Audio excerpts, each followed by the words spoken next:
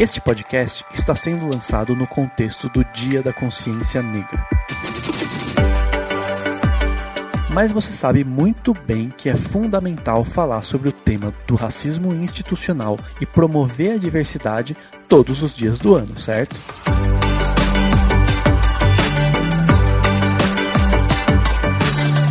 Assistir a filmes com protagonismo negro é um passo muito importante para o debate e para promover mais igualdade. Então, que tal assistir a filmes como Estrelas Além do Tempo, Rafiki, Corra, Antônia, Roman J. Israel, Correndo Contra o Tempo, Desculpe Te Incomodar, Tim Maia e Simonal? Meu limão, meu limoeiro, meu pé de jacarandá. É, Wilson Simonal, você tem uma voz incrível, realmente. Todos esses filmes e mais milhares de outros títulos estão disponíveis no Telecine. Isso mesmo, o Telecine ele é um serviço de streaming que você pode assinar agora mesmo. E você que é ouvinte do Cinemação tem uma super vantagem. Clicando no link da postagem do podcast, você tem 60 dias grátis. É isso mesmo, são 2 meses de graça para você. Então acesse o link e venha ver muitos filmes com a gente no Telecine.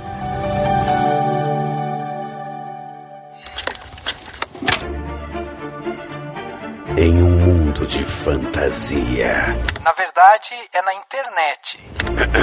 Em que os filmes são analisados. Também tem biografia, entrevista, debate, um monte de coisa, né? Sim, um podcast se destaca. Podcast Cinemação. Só no cinemação.com.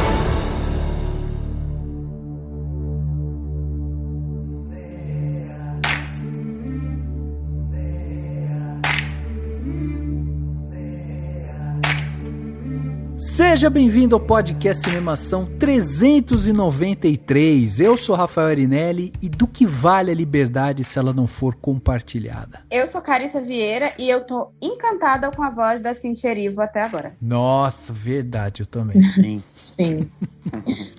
Oi, eu sou a Tamires Viana e eu acho que eu já sou de casa. Totalmente. Totalmente. Já vai receber uma parte das ações já em breve. A Carissa eu já tô também. virando sócia. A Carissa também. A gente aluga a Carissa, pelo amor de Deus. Eu sou Daniel Cury e o cinema é uma das formas mais importantes de se contar a história e construir identidades. Olha que bonito, hein, Dani? Dani tá filosófico hoje. Essa é frase minha, hein? Vocês dois foram profundos. Assim. Pois é. Muito bem, meus amigos, estamos hoje aqui reunidos nesse podcast Cinemação 393 para falar sobre o filme Harriet, né? Esse filme que está disponível na plataforma do Telecine e hoje é o nosso objeto de estudo aqui. Lembrando você, né, que não assistiu o filme, que vamos dar spoiler, então se você quer ver o filme, que vai correr lá para ver o filme e tal, toma cuidado aqui, porque a gente vai falar, é óbvio que a gente tá falando de uma história baseada em fatos reais, né, de uma pessoa que realmente existiu e tal, de 1860 e tanto, então, né, assim, eu acho que spoiler é uma coisa, né, inevitável, mas de qualquer forma a gente vai falar sobre o filme como um todo, a direção, o roteiro, a história mesmo, né, da Harriet aqui a gente vai falar também, e para ajudar a gente a bater esse papo aqui, a gente teve que trazer 2 convidadas sensacionais. A primeira, a Carissa, que vira e mexe tá aqui com a gente, ajudando a gente, elucidando, ajudando a gente a ver tanta coisa bacana nos filmes. Cá, obrigado novamente pela sua presença aqui. E queria que você se apresentasse, né? Como Carissa veio aparecer na internet. Eu queria agradecer mais uma vez, né, pelo convite. Toda vez eu agradeço quando vocês me chamam. É sempre um prazer conversar com vocês. Enfim, como é que eu apareci na internet? Gente, já faz tanto tempo que eu nem... Porque antes de eu começar a produzir conteúdo sozinha, eu produzia conteúdo com os amigos meus. Então, assim, eu fiz parte de um outro canal do YouTube que nem existe mais, mas volta e meia eu passo alguma vergonha, porque alguém lembra de algum dos vídeos eu passando vergonha na internet. Pois é. Mas, assim, atualmente eu falo sobre cinema, audiovisual como um todo, né? Porque, enfim, é com que eu trabalho. Então, e tenho falado muito sobre negritude dentro do cinema, tanto isso no YouTube quanto no Instagram. E falo muito também sobre cinema de horror, né? Porque eu gosto. Eu tava aqui pensando, por quê? Porque eu gosto, por isso. É ótimo, ótimo. Fica essa recomendação, né? Quem quiser procurar aí a Ká no YouTube, Caricinha é o canal dela. E teve uns projetos muito legais aí recentemente de live e tal que você fez, né, Ká? Com várias pessoas de vários lugares diferentes e tal. E a Ká também trabalha junto ali da Marina também, que ajuda, que é colunista aqui dentro do Cinemação. E as duas estão aí ensinando o cinema também, né, Ká? Sim, a gente fez um curso junto e, inclusive, em breve a gente deve voltar a vender o curso, o segundo módulo e tal, enfim. Mas é isso, a Marina ensinando produção, eu ensinando roteiro, e que é com isso que eu trabalho, né? Então... que legal. Mais uma vez, muito obrigado. E a gente tem aqui também a Tami, que já veio aqui também outras vezes, também sempre ajudando a gente aqui. Tami, você também, né? Tá um tempão já nas internets, né? Eu sou quase rato de internet, né, gente? Então, tô aqui pro que der e vier. Mas atualmente eu sou subeditora do Cineclick, que é um site de cinema, onde a gente também tem vários conteúdos de diversos temas, enfim. É muito bom trazer esse tipo de conteúdo público, né? Então, tô muito feliz também em falar de cinema. E vocês podem me encontrar aí no Cineclick também. Tô falando de cinema onde me chamam, inclusive aqui no Cinemação. É isso aí, demais. E esse papo aqui, né, a gente vai, como eu já disse, vai trazer spoiler, então fica essa dica, mas antes de conversar sobre Harriet, a gente vai pro Repercussão. Confira o que rolou durante a semana. Eu começo. Agora no Repercussão.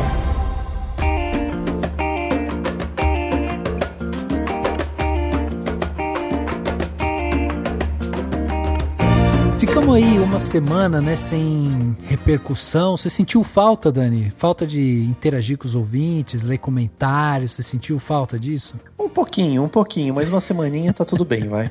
Não é pra tanto. Não dá pra fazer drama. E a gente tá chegando perto das férias também, né, Dani? Daqui a pouco a gente vai ficar sem ler comentário e já vai ter que acumular comentário, na verdade. Exatamente, e é bom que as pessoas mandem comentário pra acumular, pra gente ler depois, né? Pois é. Então aí, se você quer mandar seu comentário aqui pra gente, manda pra contato@cinemação.com. É muito legal quando vocês mandam os comentários, porque isso agrega, né, ao podcast, é uma extensão do nosso podcast. A gente acaba fazendo, gravando aqui e tal, depois quando vocês comentam, isso daí acaba trazendo mais profundidade e tal. E hoje a gente vai mostrar isso, porque tem muito comentário bacana que traz mais profundidade. A gente vai fazer isso aqui. Então manda seu e-mail para contato@cinemação.com. Não quer mandar e-mail? Não é do time de e-mail, não gosta de e-mail e tudo mais? Não tem problema. Acesse o nosso site. O nosso site é o cinemação.com. É lá que se concentra todo o conteúdo que a gente produz aí durante a semana. Então lá você vai encontrar artigos, vai encontrar os outros podcasts aqui da casa, né, como as Matildas, como Geração M, vai encontrar também críticas, né? Teve aí recentemente uma cobertura completa que a gente fez justamente da 44ª Mostra de São Paulo, que tá lá com muita crítica que o Dani escreveu pra gente. Tem lá também outra cobertura que a gente fez do Cine BH com críticas também, análises lá que o Davi Vilela mandou pra gente, então tá muito bacana. Você vai encontrar muita coisa legal dentro do nosso site e vai encontrar o post desse podcast, né? O post desse podcast tem lugar exclusivo para você colocar seus comentários. Você coloca os comentários lá e a gente também recebe aqui. Então se você não quer mandar o e-mail, você quer fazer de outra forma, não tem problema. Vai lá no post desse podcast, coloca seu comentário ou comenta, né, nos posts de crítica, em entretenimento e tal, tudo mais que a gente tem colocado lá, porque também os nossos autores veem que vocês estão consumindo isso e ficam também felizes e produzem mais. Olha aí, é um ciclo virtuoso esse. Então vai lá e faz isso, vai ser bom para você, vai ser bom pra gente, vai ser bom para todo mundo. Acompanha a gente no cinemação.com. Lembrando que se você quiser saber de antemão qual vai ser o tema do podcast, se você quiser ganhar brinde todo ano da gente, se você quiser fazer amizade com todo mundo que é cinéfilo, que curte cinema e que fica debatendo lá no Zap e em outros lugares, é só você ser um patrão ou uma patroa do Cinemação. E para fazer isso é muito fácil, você entra no cinemação.com/contribua, escolhe uma plataforma que você quiser e escolhe um valor que você quiser e que você acha que a gente merece receber todo mês. E aí você vai contribuir com a gente todo mês. E com qualquer valor você já tem todos esses benefícios. Então entra lá no cinemação.com/contribua, seja um padrinho ou uma madrinha do Cinemação. Lembrando também, né, que se você gosta de receber notícias sobre entretenimento e tudo mais, tem o nosso grupo no Telegram, que é aberto para todo mundo. Então assim, tem o grupo exclusivo, né, no WhatsApp, que é para patrões, onde a gente conversa lá com eles, manda áudio, anuncia as coisas lá com antecedência e tudo mais, discute, né, cinema e tudo mais lá com o pessoal. E em paralelo a isso tem o grupo do Telegram, que é um grupo fechado também, né, que não dá para as pessoas interagirem, mas que você consegue receber notícias todos os dias. Alguma notícia sobre entretenimento você vai receber. Já passamos de 160 pessoas no Telegram e estamos te esperando lá. É só você procurar por Cinemação dentro do Telegram.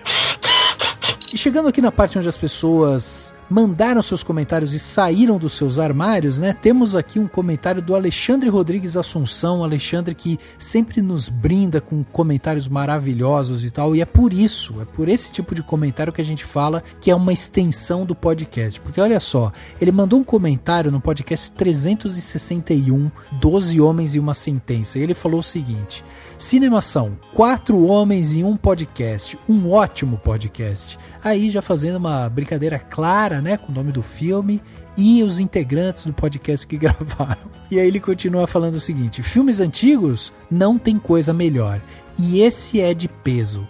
Sidney Lumet é do cinemão clássico, daqueles que agrada apenas em olhar a primeira cena. Sua obra reflete uma preocupação sobre a sociedade, a opressão sobre as pessoas e a forma como isso se reflete no ambiente familiar e individual. Lembro-me de Sérpico, de 1973, Um Dia de Cão, de 1975, Rede de Intrigas, de 1976 e Ecos, de 1977. Olha aí, uma sequência. Que, se não me falha a memória, tratam de assuntos semelhantes ao filme abordado no podcast, no caso 12 Homens e uma Sentença. Sobre o filme e o comportamento daqueles homens em um ambiente desconfortável, alguns não se sentem bem quando estão com outros que possuem opiniões diferentes, e a influência do corporativismo, o medo de se posicionar quando alguns vão em determinada tendência, a aplicação da justiça como forma digna e não de vingança, é muito atual. O personagem de Henry Fonda incomoda por chamar a reflexão do fato e não sobre a reação emocional a ele. Ele causa desconforto aos outros quando cria, em sua função de jurado, da qual se espera mais ou menos um comportamento padrão, a dúvida sobre um fato que já ensejava atitudes previsíveis. Julgar apenas pela moral, religião e costume pode ser precário, comprometedor para um Estado de Direito, que promete a melhor aplicação da norma ao caso concreto, com total imparcialidade. Julgar pelos preconceitos que possuímos dentro de cada um de nós não é justiça, aproxima-se mais da vingança. Finalmente, o mais fraco recebe a reprovação maior. É mais fácil condenar aquele que não pode se defender de forma adequada do que refletir sobre o próprio sistema condenatório. Existe ainda uma interessante consideração de ator anônimo, eu acho, que para saber se a lei é realmente boa, aplique ela a você. Será que o rigor desejado ao próximo seria aplicado contra sua própria pessoa? Para refletir. Cara, o que dizer desse comentário do Alexandre, Dani? Nem sei o que dizer. Não tem, é sensacional. Ele faz uns comentários super válidos, super interessantes, e que até abriu a vontade aqui pra todo mundo, com certeza, de rever o 12 Homens e uma Sentença, né? Sim, e esse lance que ele tá falando aqui sobre a questão condenatória, o sistema condenatório e tal, que é uma coisa que o filme, né, coloca ali em questão e tal, é justamente isso, é até onde, né, que é aplicada a lei, até onde que essa lei, ela se confunde com questões questões morais e com questões religiosas e de costume e tudo mais. Se a gente tem a lei, ela precisa ser aplicada, e essa lei ela precisa ser construída de uma forma imparcial, e geralmente não é isso que acontece. Então essa reflexão que ele faz, né, desse autor anônimo que ele falou pra gente, que você pode pegar a lei, se você acha que ela é realmente boa, você pode aplicar ela a você, pra você ver como você se sentiria. Eu acho que é um exercício super válido, e eu só tenho que agradecer aqui o Alexandre por mandar esse comentário sensacional pra gente. E eu vou ler aqui um e-mail maravilhoso que a gente recebeu do Vitor, que também atende por Tom, né? Porque ele se apresentou como Tom. Então vamos lá, ó. Ele mandou um e-mail pra gente contando o seguinte: fala, galera, meu nome é Tom, tenho 20 anos, sou de Ribeirão Branco, interior de São Paulo.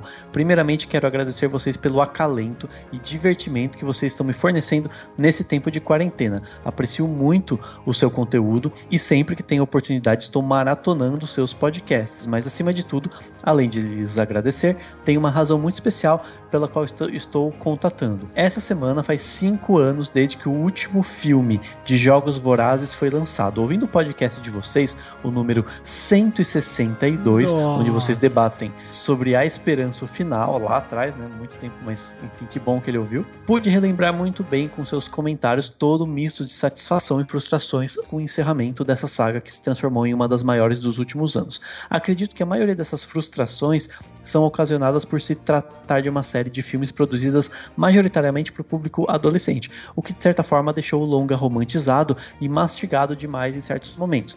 Mas eu entendo a certo ponto, já que eu mesmo era um adolescente na época, e ainda que o final não tenha sido perfeito para o meu coração de fã, longe disso, aquele epílogo que é uma droga, creio que tenha sido um final satisfatório para uma saga tão querida. Tive o primeiro contato com Jogos Vorazes aos 12 anos, assistindo aos trailers do DVD da saga Crepúsculo Amanhecer Parte 1, que tinha ganhado do meu tio. Para vocês verem, coisas boas podem surgir de momentos cinematográficos ruins.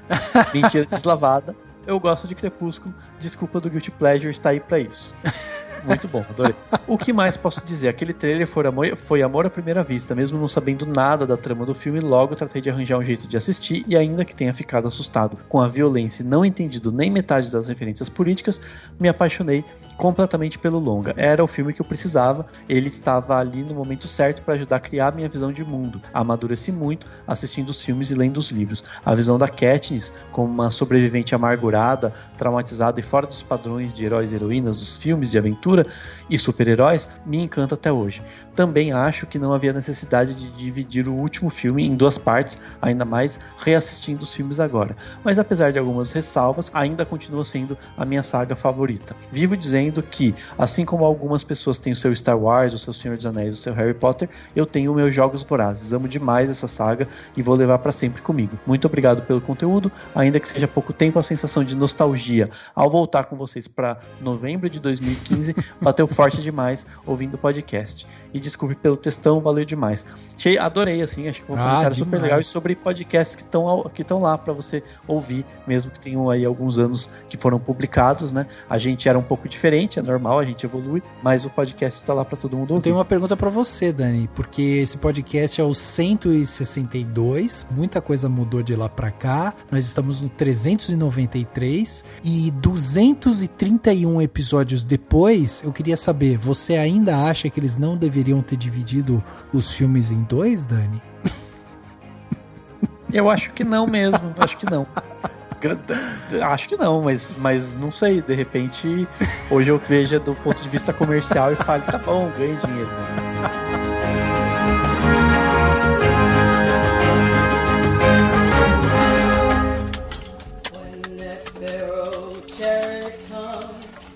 I'm gonna leave you.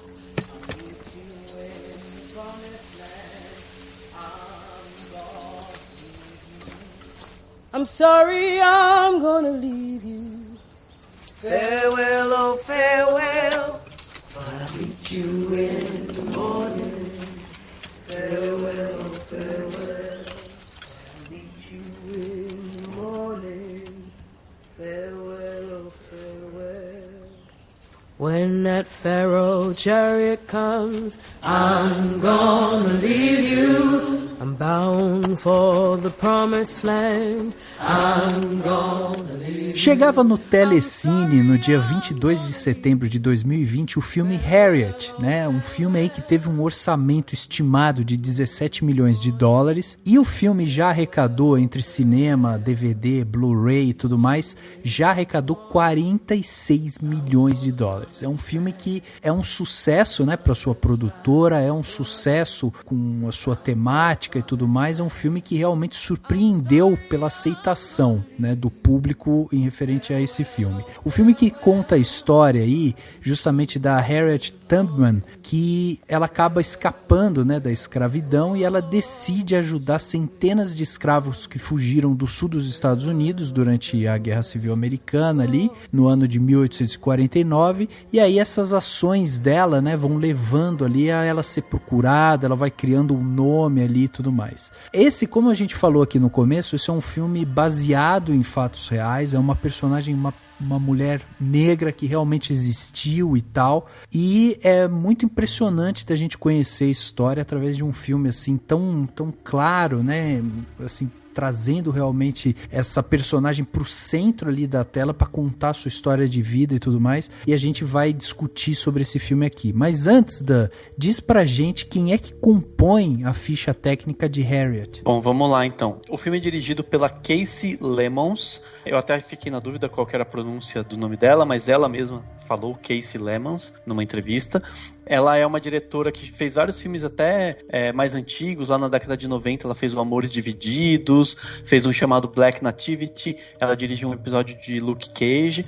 Tema a se discutir de repente, né? Porque ela é uma diretora que fez bons filmes nos anos 90, teve muita dificuldade de fazer filmes e acabou fazendo outros projetos porque, enfim, né? Não conseguia financiamento para muitos filmes, muitos projetos dela. Mas enfim, ela voltou aí e dirigiu o Harriet. O roteiro é dela, junto com o Gregory Allen Howard. A montagem desse filme é do Wyatt Smith, que é o mesmo montador de filmes da Marvel, como Thor, O Mundo Sombrio e Doutor Estranho. Ele também montou o documentário One Direction, This Is Us, a título de curiosidade, né? A fotografia desse filme é do John Tall, que ganhou 2 Oscars já. Ele ganhou o Oscar pela fotografia do Lendas da Paixão, ganhou o Oscar pela fotografia de Coração Valente, fez a fotografia de Sense8, do Destino de Júpiter e de algumas outras obras das irmãs Wachowski. Enfim, só pra gente ter uma noção de quem é o diretor de fotografia. A trilha sonora é do Terence Blanchard, que é parceiro do Spike Lee. Ele fez a trilha sonora do Destacamento Blood, do Infiltrado na Clã, entre outros. E no elenco a gente tem bons nomes. A gente tem a Cynthia Erivo, o Leslie Odom Jr., que todo mundo lembra do Hamilton, quem viu Hamilton, obviamente. O Joe Alwyn, o Clark Peters, que tá no Destacamento Blood, inclusive, né? A Janelle Monáe, sensacional, inclusive. O Omar Dorsey, Von de Curtis Hall e o Zachary Momo, que são os principais nomes, né? O Zachary Momo é o que faz aquele primeiro, o marido, né, da Harriet lá no comecinho do filme. Uhum. Enfim, esses são os principais nomes aí dessa produção, que, vale lembrar, foi indicada ao Oscar de melhor atriz para Cynthia Erivo e de melhor canção também para a música que a própria Cynthia Erivo canta e cantou no último Oscar, que foi um super sucesso e tudo mais, né? E aí vale destacar algumas coisas, né? A primeira delas é justamente até o que a Carissa falou no começo. A Cynthia Erivo com essa voz, meu Deus do céu, é encantador ver essa mulher cantar. É incrível assim, o talento dela. Agora, uma coisa que me chamou a atenção quando eu acabei de ver o filme e tal, e eu gosto muito desses filmes assim que são biográficos, históricos e tudo mais, é que quando eu acabo de ver o filme, eu geralmente eu tenho um impulso de querer consumir mais sobre aquela pessoa. Eu quero saber qual que é a história dela, qual que é o rosto dessa pessoa, sabe? Eu tenho muito essa vontade, até por isso que eu gosto muito de documentários também. E é o típico filme que me faz me sentir burro, sabe? Porque eu olho aquilo e falo assim, caraca, como que até hoje eu não conhecia a história da Harriet, sabe? Como que essa mulher não está nas páginas de história, nas escolas e tal? Eu achei assim impressionante, sabe? Quando eu vi essa história toda, depois fui ler algumas coisas sobre ela, eu falei, caraca, não é possível que essa história tenha sido tão abafada até agora, assim. Eu quero concordar com você, assim, porque qualquer biografia ou documentário que eu vejo, eu também tenho esse mesmo impulso, assim, de ir atrás, de saber mais. de ter mais informação, se alguma coisa faltou ou não nesse filme. Então eu sou bem parecida com você nesse ponto, Rafa. Inclusive, você falou da bilheteria, né? O filme foi muito bem de bilheteria nos cinemas nos Estados Unidos, muito porque, assim, a história da Harriet Tubman tá voltando a ser estudada, voltou a ser estudada recentemente academicamente e tal, porque ela ia figurar na nota de $20, né? A nota de $20 ia mudar de um cara lá que não sei quem é, que tá na nota de $20, ia ser a Harriet Tubman. Que era racista, tá? O cara, né? Tá. Imagino, Aham. Mas assim, ia ser a Harriet Tubman, e aí tava todo mundo comentando dela, obviamente, nos Estados Unidos tava aquela coisa, e o governo Trump decidiu que não vai mais, entendeu? Então não vai ter mais, pelo menos não até 2028, parece 2028 que vai ser, por algum motivo, tá previsto pra mudança. Mas, quer dizer, enfim, né, não tem nem muito o que comentar, né, dessa coisa que não é nem de se espantar que o governo Trump tenha tomado uma decisão desse tipo, né? Pois é. Na verdade, a gente no Brasil não tem muito conhecimento sobre ela, mas era justamente o que o Dani falou, né? Que ela estava sendo estudada recentemente por causa dessa coisa da nota de R$20 e tal. Que, enfim, eu inclusive cheguei a ver muita gente falando que ela merecia muitas outras biografias e enfim. Aí tem um outro ponto, né, que o Dani até falou sobre esse negócio, né, o governo Trump foi lá e barrou essa iniciativa e tudo mais e tal. Mas vale destacar que, assim, essa mulher existiu ali em 1820, 1840, ela faz esse movimento, né, ajudando, né, muitos desses escravos a fugir e tal. Eles tinham que ir, né, em direção ao norte para conseguir a sua liberdade e tudo mais. Ela era uma mulher que escreveu depois, ela teve uma autobiografia, né, publicada e tal, ela conta várias histórias dessas, e ela se orgulhava justamente desse lance dela nunca ter perdido um homem nessas viagens. Então, assim, todas as viagens que ela fez de resgate ali e tal, acabava ajudando e assim, as pessoas chegavam realmente, né, no norte e tudo mais. Isso já é impressionante, porque a gente tá falando de 1830, 1840 ali e tal, que o meio de locomoção era trem, era carroça e tal, então, sabe, não tinha WhatsApp, né, gente? Não dava pra você chegar lá e falar, ô galera, se organiza aí que eu vou chegar na quarta, aí todo mundo vai, não tinha isso.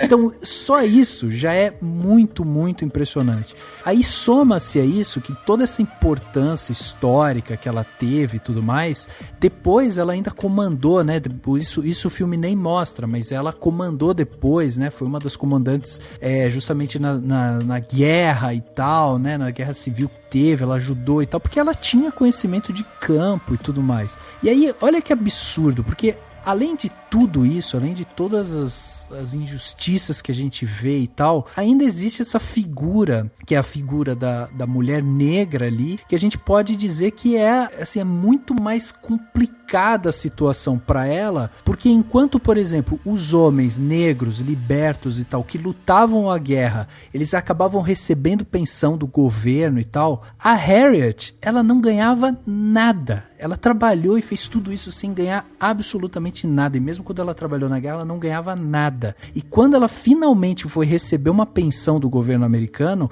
eles resolveram dar para ela $20 de pensão, sabe? Aí vem o governo para dizer que vai colocar o rosto dela numa nota de $20, justamente por símbolo dessa, sabe, de tudo que ela representa e não sei o quê. Eu acho que é uma vitória simbólica ali e tal, mas é importante a gente dizer que isso não está nem perto de algum tipo de compensação que o governo pode dar com essa mulher, porque o tamanho dela para a história, assim, é algo que, sabe, não dá pra você só colocar o rosto dela na nota de $20, né? Não, o que eu acho curioso é que, assim, você pensa nessa mulher, em tudo que fez, e ela foi apagada, de certa forma, porque é isso, nem quando ela recebeu algum dinheiro, $20 é mais um desaforo do que qualquer coisa, né? Porque isso não paga nada. Mas o que eu acho curioso nisso tudo é que, assim, ok, no caso da Harriet, é uma coisa muito incrível no sentido de, tipo,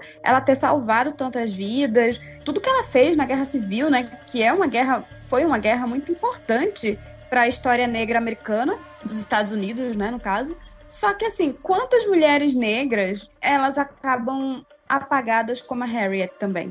E quantas a gente nunca vai nem ter chance de ouvir falar? Assim, no caso dela, a gente ainda tem a chance hoje em dia de ouvir falar e, por causa disso, sabe, ajudar a empoderar outras mulheres negras, meninas negras que estão aí começando a viver agora. Mas, assim, quantas outras simplesmente foram apagadas e vai ser isso mesmo, e vai ficar por isso mesmo. E, para mim, isso é o que é mais curioso e, ao mesmo tempo, é muito triste, é pensar que, assim, a Harriet, ela não é a única. Exatamente. Tem uma coisa que você vê no filme isso, assim, tanto o fato dela conseguir, ela foi espiã, né, e não mostra isso no filme tanto, né, sobre ela ter sido espiã durante a Guerra Civil, mas ela foi espiã, e tem aquele momento que ela volta de trem, né, pra ir lá e tudo mais, ela tá já no começo, né, já trabalhando na Underground Railroad. Eu traduzi como uma malha de trem ali clandestina, né, podemos dizer assim. Na verdade, assim, os trens eram os trens normais, eles chamavam de Underground Railroad a rota que eles conseguiam fazer para que, né, para fazer esses negros fugirem, né, das fazendas e tal. Mas a questão ela faz isso e ela é meio que descreditada no começo, tanto que tem um momento que falam pro antigo senhor, né, dela lá, o cara lá, falam que era ela, né, tal, e ele simplesmente não acredita, ele fala, não, ela morreu no caminho. Por quê? Porque na cabeça do cara, jamais que uma mulher faria uma coisa dessas, entendeu? Tipo, ele nem passa pela cabeça dele a possibilidade. Então é interessante, assim, você já vê que tem isso, né, assim, as pessoas demoram pra entender que é ela e chamam de Moses, né, ela ganha aquele apelido. É interessante no filme que mostra, né, acontecendo, eles falando, quem faz isso é o Moses, eles sabem que tem alguém que tá indo lá, ajudando esses escravos a fugirem, e aí só que eles falam, não, é um homem que faz isso. Na cabeça deles seria impossível uma mulher fazer isso. E daí, tanto que ganhou o apelido de Moses, e ela meio que alimenta isso, né? E assim, e aí entra essa questão, né, do fato de que ninguém acreditou e tal, e entra também aquele que no filme acho que mostra bem também, que ela conta do acidente que ela teve na infância, né, que ela bateu a cabeça e tal, então ela tinha umas espécies de pequenas, sei lá, momentos de, não sei se seria uma convulsão, uma coisa meio, né, um desmaio, e isso é levado para um lado mítico, né? É levado para um lado mítico, mas assim, é legal também a gente comparar isso com a realidade, porque na verdade não é que ela bateu a cabeça, né? Ela tinha 6 anos de idade, ela estava caminhando numa praça e tudo mais, um escravo estava tentando fugir, e aí o dono desse escravo, que era dono de uma venda também, pegou um peso assim de mais ou menos 1 quilo de ferro e tal, e jogou no escravo para tentar fazer com que ele não fugisse, só que ele errou isso e acertou a cabeça dela. Ela tinha 6 anos de idade, ela ficou em coma. O filme até fala um pouco disso, né? Ela conta um pouco disso, ela fala que ela ficou em coma e tal, um tempo e tal, que ela ficou acho que 2 meses desacordada e tudo mais, e isso acarretou em outras coisas que daí o filme passa por isso, mas ele não se aprofunda, que o fato dela ter uma cicatriz, né, ela tem uma marca bem no meio da testa, assim, mais ou menos, que é justamente desse peso, né, esse ferro, e a pancada na cabeça e tal, acarretou nela ter um problema de narcolepsia e de insônia. Então o que acontecia com a Harriet? Ela dormia quando não era para dormir, e ela ficava acordada quando era para dormir. Então ela não era uma escrava de fazer trabalho braçal. Então o que os seus donos ali fizeram? Pegaram ela e levaram ela para ficar trabalhando junto com o pai dela, cortando lenha. A gente vê isso no filme, vê ela lá cortando lenha e tudo mais. E isso também acarretou o fato dela ser uma escrava difícil de se vender, porque mesmo quando tentavam vender ela, o pessoal não queria comprar uma escrava que justamente não ia ter o trabalho braçal e que ainda poderia, de repente, né, dormir do nada e tal. Então isso acarretou alguns problemas. Mais tarde, ela começa a ter essas visões, que daí sim, ela era uma pessoa muito religiosa, e ela começa a ter essa coisa mítica que você falou. Whoa, easy now. Easy now. And I've decided not to sell you after all. The fact is, I'd miss you. Now, you've been there all my life. Like your mama was all my daddy's. Daddy vowed never to sell your mama. And I'm vowing never to sell you. You can come on back. I won't hurt you bad. You stay at home. Stay with John. Stay with us. Would you like that? I'm gonna be free or die. E aí entra essa questão, tipo, a religiosidade é a questão ampla, né, na história americana e tal. A religiosidade é um negócio muito, muito importante, né, assim, tanto a questão do tem o pastor, né, que ajuda as pessoas também, que abriga alguns por um tempo na igreja antes de saírem para fugir e tudo mais. A presença, né, da religião, assim, sempre foi muito forte na população negra americana, e isso a gente vê muito em elementos tanto de outros filmes, né, eu lembrei até do 12 Anos de Escravidão, que acho que é um filme que também explora essa religiosidade de alguma maneira, e até hoje, assim, se a gente pensar todos os debates que tem sobre a questão das últimas eleições, né, como que os americanos votam, quando a gente vê essas matérias, você vê que tem isso, assim, a população negra americana é bastante religiosa e forma um caminho, porque a base deles foi muito isso, e a Harriet Tubman, acho que ela representa muito isso, nessa coisa enfim, ter essa questão de saúde, mas que ela leva para um lado altamente religioso, e foi vista de maneira religiosa. Ela, inclusive, diz que ela não pegou doenças, né? Ela cuidou de pessoas com várias doenças, e ela não pegava essas doenças, então o pessoal foi alimentando essa coisa de que ela era uma espécie de uma figura mítica mesmo, uma pessoa extremamente protegida por Deus, mensageira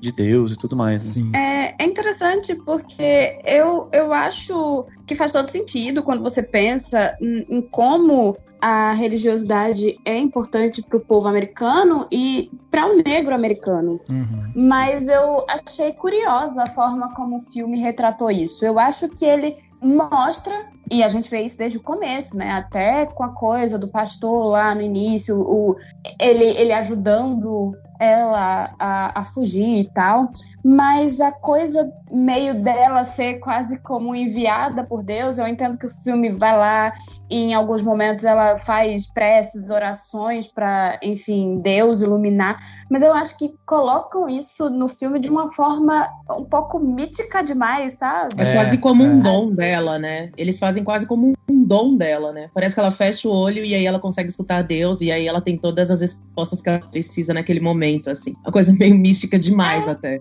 É quase como se não desenvolvessem a ideia da fé dela, mas colocassem ela como um ser acima dos outros, quase um ser imortal, sabe? Um ser santificado e qualquer coisa do tipo, sabe? Eu achei isso meio curioso. Talvez o que tenha acontecido nessa parte do roteiro tenha sido assim, como a gente tem muitos documentos, porque depois ela mesma, né, vai criando essa documentação sobre a vida dela, autobiografia e tudo mais, a gente tem uma visão muito própria, né, de como ela via, porque, por exemplo, tem declarações dela que ela falava que tinha momentos, né, que ela, sei lá, tava fugindo, alguma coisa assim, ela dormia e aí ela tinha uma visão quase que panorâmica, sabe, da onde ela tava, o caminho que ela tinha que traçar, e aí quando ela acordava, ela resolvia seguir aquele caminho. Então, assim, é uma visão que talvez o que o filme queira trazer pra gente seja muito mais isso, o sentimento dela, a visão dela pra com isso, porque realmente era um problema que, né, que a gente via ali de, como eu falei, ela tinha esse quadro de narcolepsia, a insônia e tal, então certamente isso afetava de alguma forma física ela, né, mas eu concordo com você, eu acho que tem ali momentos que o filme ele traz isso quase como realmente assim um milagre, é tudo muito divino e tal. Tem uma cena específica que eu achei muito estranha, que é quando ela volta, né, quando ela tá voltando pela primeira vez lá, que ela quer encontrar o marido dela e tal, ela descobre que o marido tá com outra mulher e tudo mais, ela fica arrasada e tal, daí ela vem andando, para na frente de uma árvore, daí ela fica ali, conversa com a árvore e tal, desmaia. Quando ela acorda, o pai dela tá lá já com a venda e tal. Caraca, como? Como esse cara? Será que é um sonho dela? Tipo, eu achei muito esquisito. Então tem um ar meio mítico, meio divino mesmo. E acho que tem a ver um pouco com certeza tem a ver com a diretora. Tem um filme dela, que é o Black Nativity, né, que é um filme bastante focado em questões religiosas, e eu vi uma entrevista dela em que ela falou com bastante conhecimento, bastante veemência, que ela conversava com a Harriet enquanto ela fez o filme. Então ela falou assim, eu conversava com ela, eu mentalizava e tal. Então, muito seguramente a Casey Lemons é uma pessoa muito religiosa, né, e levou para essas questões da Harriet, que foram realmente, né, assim, foi se colocado nela como essa figura, então acho que ela quis representar. Mas eu concordo que é de uma forma um pouco rápida, né, acho que o filme não desenvolve tanto, ele simplesmente aquilo tá posto, né, você não tem como nem questionar, nem se perguntar, nem nada, né, uma coisa meio, enfim, e aí entra, não sei se vocês concordam, mas eu acho que tem várias coisas assim, né? Depois eu vi que muito provavelmente foram filmadas muitas e muitas horas, e aí eles encurtaram o filme e tal, tentaram encaixar nas 2 horas, padrões de um longa, né? Mas assim, tem momentos em que eu senti que o tempo estava passando muito rápido, e aí a gente não estava tendo a força disso. Então, por exemplo, o fato de ela ter caminhado centenas de quilômetros sozinha, você só percebe que aquilo é uma coisa grandiosa quando você vê o personagem do Leslie Odom Jr. falando, né? Ele fala, nossa, você caminhou tudo, isso é um milagre. Ele fala, gente, mas eu não vi esse milagre, eu só vi uma pessoa andando. Eu achei a montagem dele um pouco apressada, assim. Realmente fica muito claro pra gente que ela tinha muito conteúdo. Ela poderia realmente ter explorado, eu acho, um pouco mais toda a travessia dela, que foi uma coisa grandiosa, como você falou, Dani. E aí parece que ela pegou cenas meio cruciais, assim, e a edição foi montando uma coisa na outra, meio que sem dar uma fluidade, assim, né? Deixar o lance um pouco mais fluido. Eu achei um pouco apressado demais, talvez um pouco descuidado, assim, sabe? Tem até um momento em que ela pula da ponte lá pra fugir, né, do cara, e ele meio que grita assim, não sei o quê, e aí meio que vai rápido, e eu falei, gente, eu não senti, seria um momento muito dramático, tenso, né, assim, exato. você pular num rio super, né, perigosíssimo, e o cara também tava quase resgatando e não consegue, e ele é o vilãozão, né, e tal, então assim, acho que foi uma cena muito breve, assim, e daí de repente você já muda e já vai para outro momento, então acho que não teve o drama que poderia ter, né, naquele momento, assim, né. Exato. Eu sinto que falta tensão no filme. Exatamente. Construção de tensão o tempo inteiro, sabe? Ele começa a construir tensão e corta. E aí, de novo, começa a construir uma tensão e tudo se resolve muito rápido, muito fácil, como se fosse assim, a gente precisa correr para contar essa história e não permite que o público sinta de fato as dificuldades que ela teve para conseguir fazer as coisas, porque obviamente não foi nada fácil conseguir resgatar tanta gente, conseguir fugir, mas o filme mostra como se fosse assim, ela era tão abençoada pelo divino, entendeu? Que foi tudo assim, simples. E, gente, ela é escrava. Sim, sabe? Eles usam... Ela sofreu. Eu acho que eles usam aquele final ali, né, esclarecendo tudo, tipo, ela resgatou mais 750 pessoas e não sei o quê, como uma forma de explicar tudo o que aconteceu. Então a gente não tem esses detalhes, a gente não sabe que foram tantas pessoas, que realmente isso que você falou, cara, desse sofrimento, a gente só vai vendo ela indo e voltando do norte pro sul, e aí no final eles colocam um textinho ali dizendo, aconteceu isso, ela resgatou tantas pessoas e morreu aos 90 e poucos anos, sabe? É meio que nessa pressa mesmo. Eu acho que a edição do filme foi realmente uma coisa muito apressada. Assim. Eu tenho pra mim que, assim, a gente tá diante uma personagem que é um mito, sabe? Um personagem, ela flerta justamente com essa coisa de sabe, heróica e tal, e até divina e tudo mais. Então ela beira essa coisa mítica, assim, sabe? Então a gente tem um personagem que tem essa construção. E é isso, pra mim, isso que vocês estão falando é perfeito, assim. Eu senti muita falta da construção dessa figura, sabe? Mesmo assim, a gente começa, né, o filme nesse momento em que ela já tem ali algumas visões e tal, é tudo meio... A gente fica, caraca, então é um sonho e tal. Depois a gente percebe que é uma coisa meio recorrente, né? Então é tudo assim, é tudo muito jogado, rápido. rápido e tal, e a gente fica meio perdido em relação a isso. Depois é óbvio, daí o filme precisa verbalizar isso, pra deixar claro, né? Ó, ela tá assim, ela é assim, ela fez isso, ela fez aquilo e tal. Então ele vai deixando tudo muito claro pra gente. Agora, pra mim, eu sinto falta disso mesmo, dessa construção do mito, sabe? Quem que é essa mulher? Como que ela se fez? Até a fama dela, né? O momento que ela é tida, e aí o pessoal começa a falar Moses, a ideia de ser um homem, a ideia de darem um nome, né? Que chamavam de Black Moses, né? Um Moisés negro. A ideia em si do nome, ele é esse nome, sabe? Que tem a ver com um nome bíblico, mítico e tudo mais. E aí a gente chega aqui nesse momento em que a gente vê realmente assim, tipo, tá, ela ganhou esse nome e meio que você fala, caraca, de onde que veio isso daí? Como surgiu esse apelido, assim? E aí depois você vai cavando ali que você entende aí o lance, né, dela trazer as pessoas pra perto, salvar as pessoas e tudo mais e tal. Então, assim, eu realmente sinto falta dessa construção. Agora, pra mim o filme ele é muito mais uma porta de entrada, sabe, pra história dessa mulher do que propriamente um filme que eu vou dizer que, não, um filme definitivo sobre a Harriet e tal. Não, eu acho que ele é mais essa porta de entrada, sabe, apresentar quem é essa personagem. Sim. Porque foi assim, a sensação que eu tive ao final do filme foi muito o que eu falei pra vocês. Eu terminei o filme falando, caraca, o nome dela deveria estar nos nomes de história. Quando a gente fala de guerra civil, quando a gente fala de escravidão, né, norte-americana e tudo mais, o nome dela devia estar ali. E assim, eu passei todos esses anos da minha vida sem saber que ela existia. Ela tinha que ganhar um musical da Broadway, né, Rafa? Sim. Não, e aí que tá, porque daí eu fui até pesquisar isso depois e eu vi que tiveram filmes. Tem um filme, inclusive, de 78 que se chama A Woman Called Moses, né? A mulher chamada Moisés. E esse mesmo filme, mais tarde, ganhou uma ópera, ganhou um musical, enfim, em 84, que é cantado e tudo mais. Eu escutei até uma parte dele, é aquela coisa bem clássica, uma ópera mesmo, sabe? Então, pô, a história, assim, é muito legal.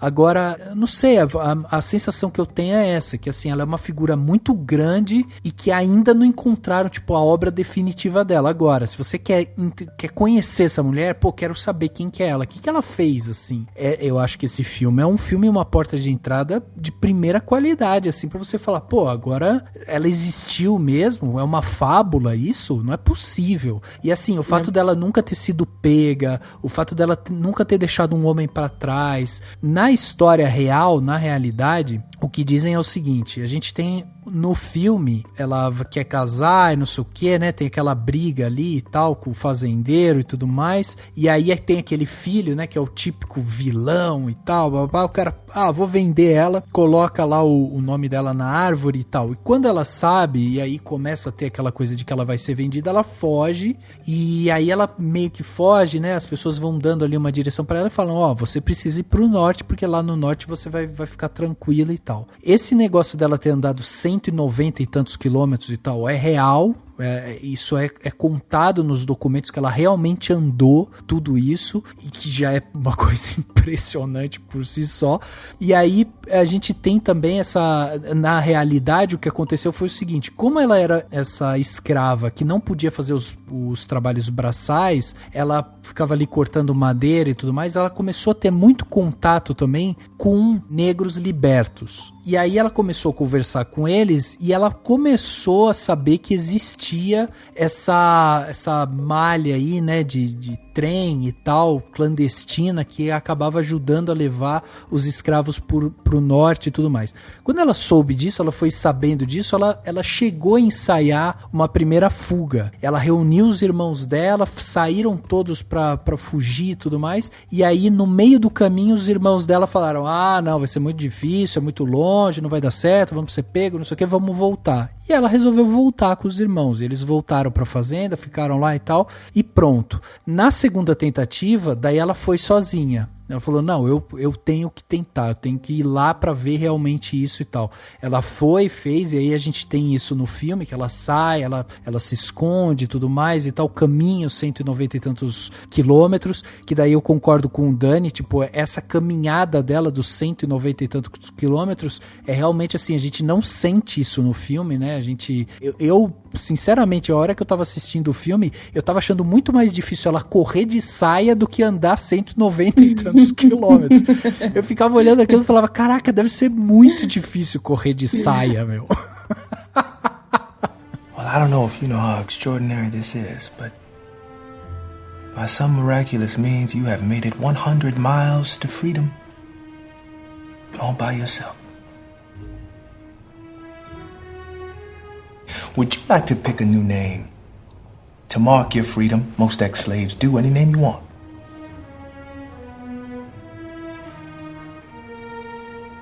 They call my mama Rick. But her name Harriet. I want my mama name and my husband. Harriet Tubman. Voltando só um pouquinho, porque você falou dessa parte da história dela que você sentiu falta, né? Uhum. 2 pontos ali que eu reparei, que pra mim foi interessante.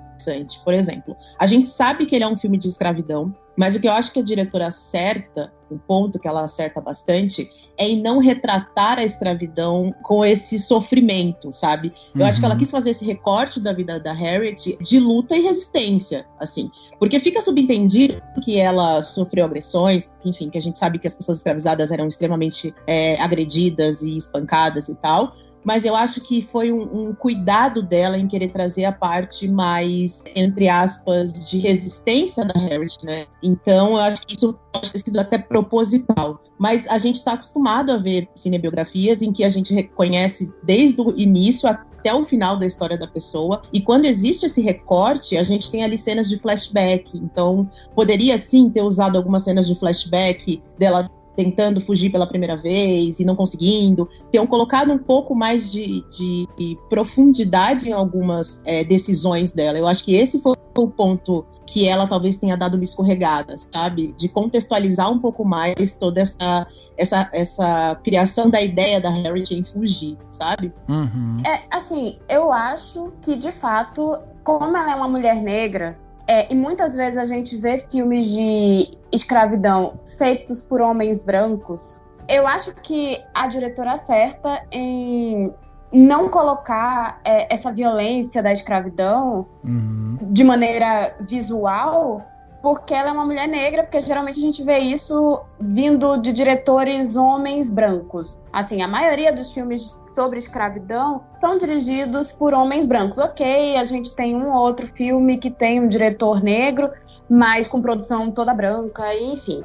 Eu acho que ela realmente não queria mostrar pela enésima vez corpos negros sendo massacrados, porque geralmente em história de escravidão é isso que acontece, né? Perfeito. Só que eu acho que ela tinha como fazer isso, de dar profundidade à personagem e à luta dela, sem de fato fazer um filme gigantesco, sem mostrar esse massacre, sem até usar o recurso do flashback. E é aí onde eu acho que o problema começa no roteiro e termina na direção.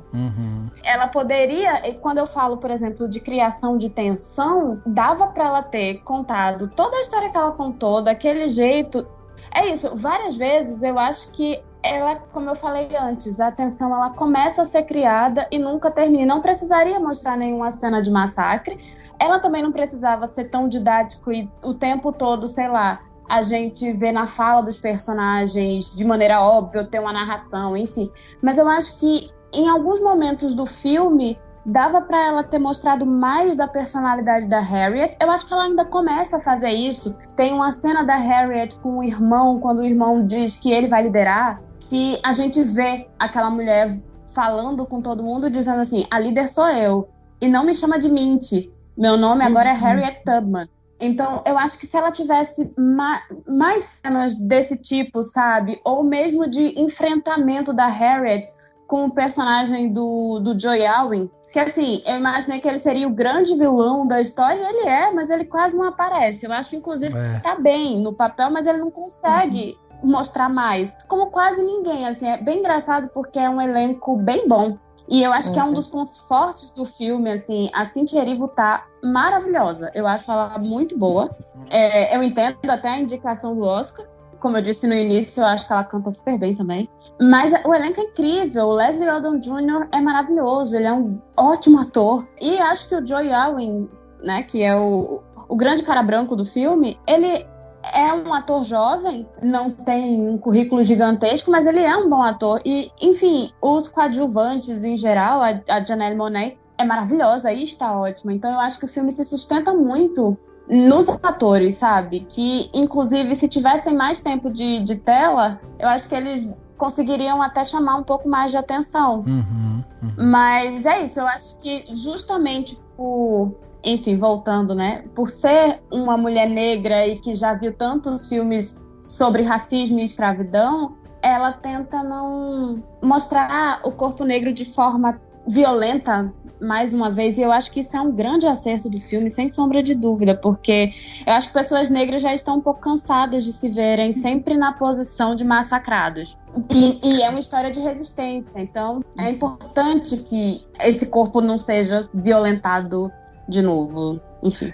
E tem um momento que tem violência, que é justamente com a personagem da Janelle Monáe, né? Talvez seja uma forma do filme mostrar, porque no começo, logo que ela conhece, né, a Harriet, tem uma espécie de embate, né? Porque como a personagem da Janelle Monáe, a Marie, né, nunca foi escravizada, ela meio que fala, olha, você não sabe ter noção, você viveu num conforto, você foi privilegiada. E ela acaba sofrendo essa violência. Então talvez seja até, enfim, não sei se vocês concordam, mas seja uma forma de dizer que até mesmo os negros privilegiados sofrem, né, obviamente, com o racismo e tal, estão sujeitos a essa violência. Enfim, talvez seja algo no sentido de união, né, na luta em relação a todos, né, até, enfim, no Brasil mesmo a gente tem várias figuras políticas de homens negros na chamada extrema-direita que dizem que é tudo bobagem, que não tem que ter nenhum tipo de luta, enfim, eles que vão nessa linha. Então é como se fosse uma mensagem nesse sentido, né, de que mesmo estando num contexto de privilégio, ela sofre essa violência. Então é meio que sintomático que ela seja a personagem que sofre a cena de violência que a gente vê no filme, né? Sim, concordo super, Dani. Eu acho que tem isso tudo que vocês estão falando, e outra coisa é justamente essa questão, como a muito bem falou, da exposição, né, do corpo e tal. Acho isso realmente muito interessante, e assim, eu acho que a gente vê aqui a construção de uma heroína mesmo, sabe? Isso que me saltou aos olhos, assim. Justamente eu acho que por isso, o fato de você não ficar mostrando em telas violências e tudo mais, você acaba não fragilizando a imagem dessa mulher. E aí, como Sim. você vê ela se rebelar contra o sistema, né? Ela buscar a liberdade e tudo mais, então você pega esse recorte em si, você vê a construção justamente de uma heroína, uma pessoa que ela está além das suas marcas, além da violência, ela vai buscar algo que vai além disso, né? E isso realmente eu achei muito legal. E aí, voltando até para a parte de atuação que vocês estavam comentando, realmente assim, é muito bacana, até quando a atriz, né, a Cynthia, ela abre a boca ali pra cantar, na hora eu até falei assim, será que é ela cantando mesmo e tal? Aí depois fui ver uns vídeos, ela realmente canta daquele jeito, e assim, a atuação dela, o que mais me chamou a atenção é justamente esse peso, porque a personagem, ela não fica, sabe, rindo, cantando, feliz e não sei o que, ela tá séria, ela tá centrada, ela tem um foco, ela tá incomodada com aquilo, entendeu? Ela tem alguma coisa ali muito que incomoda ela e ela vai lutar por aquilo e tal. Então essa atmosfera que é criado em volta dela, eu acho que justamente leva essa personagem para esse patamar de heroína, sabe? E para mim isso foi algo que foi muito legal. Inclusive quando ela finalmente tá lá com o chapéu papel e tal. Eu falei, nossa, ela é essa heroína, sabe? Ela se construiu essa heroína, sabe? E tá muito na atriz, né, assim, porque com tudo que a gente tem falado do roteiro, assim, é na força dela se colocar, né, na frente das pessoas e falar, não, eu vou voltar, eu vou recuperar tais pessoas e tal. Você sente isso nela, né, e o roteiro do filme e tal, a montagem, infelizmente, fica dependendo só disso, né, pra fazer a gente acreditar que ela é realmente essa pessoa com essa garra absurda, né, assim. E ela vai crescendo realmente, assim, muda a postura, muda o jeito, muda o olhar, muda o tom de fala, ela vai realmente se transformando nessa heroína, né, tanto que tem uma cena que, quando ela vai por trás, assim, da mãe dela, que a mãe dela acha que tá vendo um anjo e tal, e ela fala, não, mas a minha filha não é assim, a minha filha é mais doce, a minha filha é mais não sei o quê, mais acanhada, e você vê que ela realmente a Cynthia cresceu muito nesse personagem, assim, ela começa meio que, naquela cena ali que ela tá falando sobre o casamento, né, eles estão pedindo a permissão ali, ela tá meio que agarrada no braço do marido, assim, meio atrás dele, com aquele jeito mais acanhado, e aí você vê aquele final onde ela chega toda, como realmente essa heroína que o Rafa falou melhor aqui, como que a evolução da Cynthia foi muito visual também no personagem. E tem uma questão da postura, né, também, que passa essa confiança, assim, tipo, o fato dela não ser, eu tô aqui, tô insegura e tal, tipo assim, ela acredita nas visões dela, ela vai seguir as visões dela. Tá decidido, não sou eu que vou falar pra ela que ela é maluca, que ela é isso, que ela é aquilo, não é esse o ponto é justamente essa confiança, o fato dela se sentir preparada, sabe, acreditar naquilo ali e ela seguir em frente, independente do que qualquer um possa achar. E aí o fato da gente estar em 1800 e tanto e existir todo, né, uma questão ali religiosa ali por trás também, é muito interessante isso, porque realmente ela vai criando esse mito, né, ao redor dela e tal. Essa heroína vai ganhando seus poderes, né, com as pessoas. Inclusive tem aquela cena que eu achei muito interessante, que assim, a gente tem nessa figura desse fazendeiro e tal, que é o anti-herói ali, o vilão e tal, ele tem umas frases ali potentes, né, assim, que vão de encontro a ela, e ela se mantém sempre numa postura muito ela é firme, assim, sabe, ela toma aquelas porradas, ela escuta aquelas coisas assim, mas ela tá ali, ela tá centrada, e isso, a postura dela que é outra. E aí quando a gente tem aquela cena em que ele compara, né, os escravos a porcos e tal, logo no começo, você vai vendo aquilo, a vontade que dá é de você ir lá e enfiar a mão naquele cara. E você vê a postura dela, que ela tá indignada com aquilo, mas ela tem uma aura, assim, frieza. Uma frieza que vai além daquilo. E a mesma coisa quando ela finalmente pula, né, da ponte. Porque o primeiro argumento dele ela é uma pessoa religiosa, então ele chega pra ela e fala assim, você vai se matar porque suicídio é um pecado e não sei o que e tal, como se tudo que ele fizesse, tudo que ele falasse não fosse, sabe? Então, assim, e ela continua ali naquela frieza, naquela postura dela de segurança do que ela quer, do que ela vai fazer, do que ela foi enviada pra fazer e tal. Então, essa postura dela, que pra mim, assim, é uma coisa que sabe, é encantador. Por isso que eu acho que a personagem, a mulher e tudo mais, me chamou tanta atenção. Depois eu fui querer ver vídeos sobre ela, ver fotos sobre ela e tal, porque eu falei, cara, essa mulher é incrível, é incrível. E essa frieza dela fica muito mais, transparece muito mais pra gente naquele final, né, aquele embate dos dois ali, porque você tem certeza que ela vai simplesmente apertar o gatilho e acabar com tudo aquilo, mas não, ela faz questão de meio que vomitar nele o que ela queria desde o começo, assim. Então é também um embate muito forte, assim, é uma cena muito forte quando ela fala pra ele, né, você quis destruir a minha família e você não conseguiu, porque somos pessoas livres e eu sei que somos livres. Então foi uma cena também que chamou muito a atenção, assim, aquele final, quando eles realmente se encontram ali e ela consegue falar pra ele tudo que ela com certeza estava com vontade desde o começo, assim. Acho que é uma das cenas mais interessantes, assim, mais empolgantes até, né, dela lá e você apontando a arma pra ele, e aí ela simplesmente sobe no cavalo, fala e vai embora. E ela fala uma coisa, tipo, que ele vai morrer com jovens, né, sofrendo por uma causa perdida e tal. Então é um discurso bem cinematográfico, né, no sentido de que tá lá pra dizer, pra deixar aquela coisa, né, pra fechar o filme e tudo mais, mas é isso, assim, é uma coisa que, né, fazendo essa desabafo e tal, e aí ao fazer isso ela tem esse fechamento, né, pro filme, assim, essa coisa do tipo assim, você colocou isso e aí ela vai embora, assim, e seria legal se tivesse alguma cena mais, acho que em alguns momentos aí o filme peca por ser muito, né, assim, naquela coisa plano contra plano, tudo muito fechadinho, se tivesse alguma coisa um pouco mais grandiosa em termos, né, da filmagem, você teria uma cena ainda mais impactante, mas mesmo assim é muito interessante mesmo. We cross. I can't swim. Me neither. Robert, carry the baby. Isaac, help Miss Lucy. Junior, help Jane. This fool trying to drown us. Lindsay, you done gone full crazy. We got an old woman and a baby with us. Oh, we ain't going in that river. Come on, y'all. I say we are. Now you be free or die.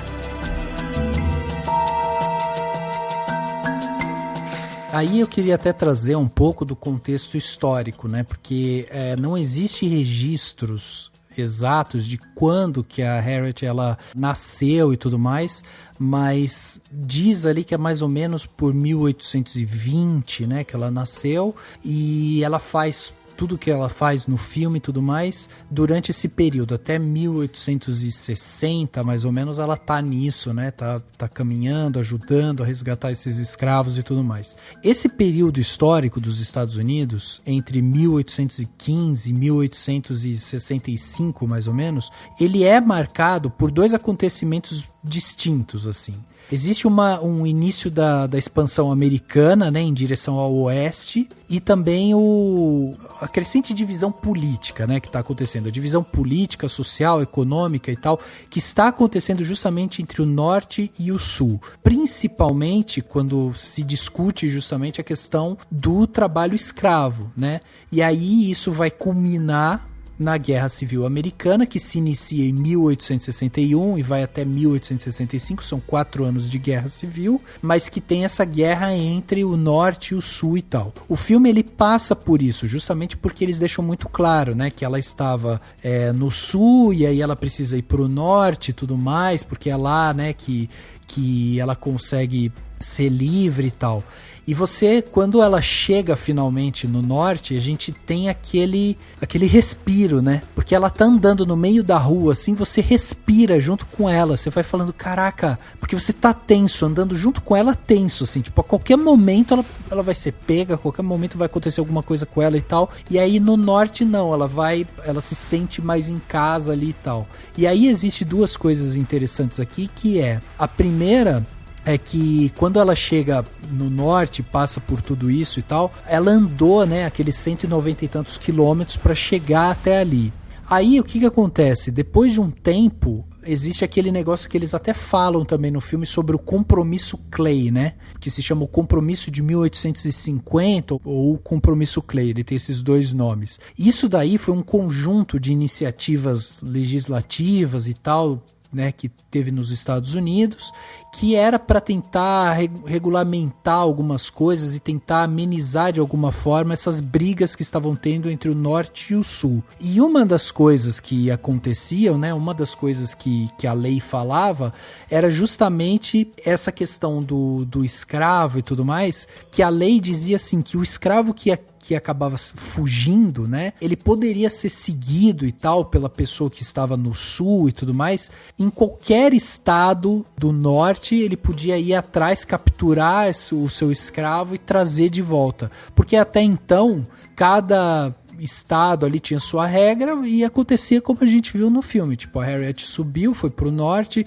ela tava livre ali e tal, e o cara não podia fazer nada, ele não podia ir lá, porque lá ela era uma mulher livre, né? E aí, quando surge, né, esse compromisso Clay, aí os donos de fazenda e tudo mais resolvem justamente ir atrás dos seus escravos e tal, para capturar eles e tudo mais, e trazer eles de volta para sua fazenda. Então isso aconteceu realmente, e aí a Harriet ela faz outra coisa que é muito interessante, que no filme também mostra pouco, que é o seguinte: como ela faz essa primeira caminhada de 190 quilômetros e tudo mais para ir para o norte, ela depois começa a levar o pessoal para o Canadá. Ou seja, ela anda mais ainda do que os 190. Que o 190 foi simbólico porque ela realmente andou, sabe? Ela tava ali mexendo as perninhas dela e andando mesmo. Agora, no caso do Canadá, eles conseguiam usar essa malha de trens aí e tal, até levar os escravos pro Canadá.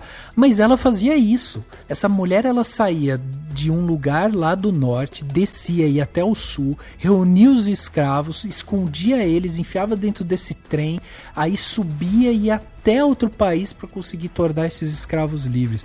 É incrível, assim, é incrível isso que ela fazia, e até porque em sua história ela não deixou ninguém para trás, ou seja, é de uma eficiência invejável, sabe, o que ela fazia.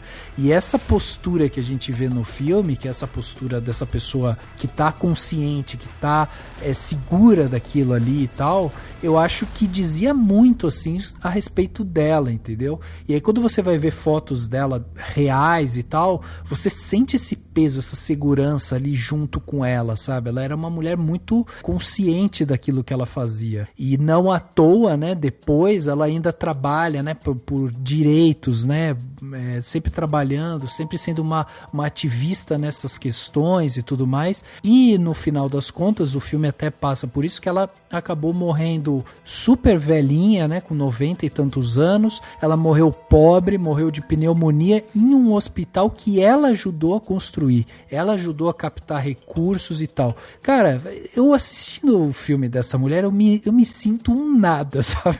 Caraca, é inacreditável o que ela fez. Sabe, ela fez tanto nesse período que ela passou pela Terra, assim, que é invejável esse movimento dela, né?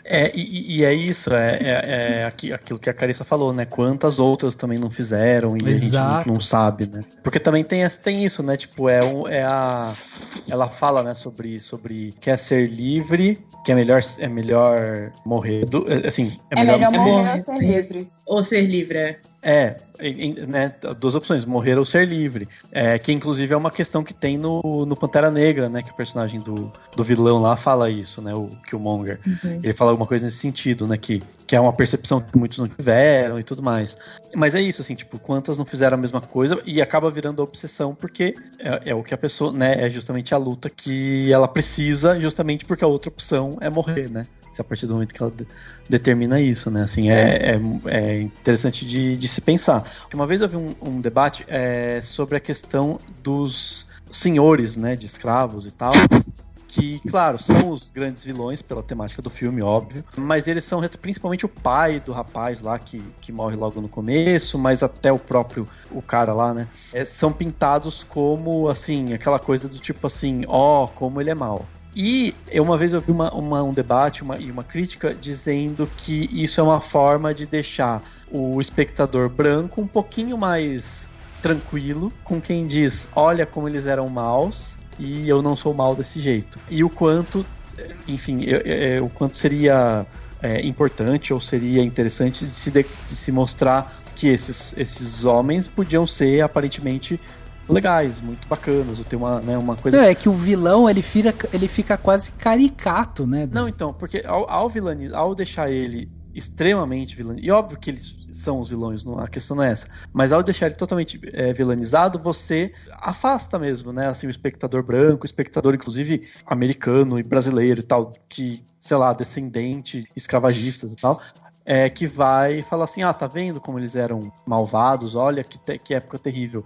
E na verdade isso era tão naturalizado que sabe, assim, muitos podiam ser pessoas aparentemente super joias, super ok's, entendeu? Em termos de convivência e tal. E que esse tipo de coisa seria interessante de se ter, sabe? Personagens mais tridimensionalizados, para que a gente também, sabe, assim, se incomodasse com isso, sabe? Eu acho que como o Rafa falou, é uma forma meio caricata, assim, né? Talvez, como por exemplo o personagem do Leonardo DiCaprio no Django Livre, assim.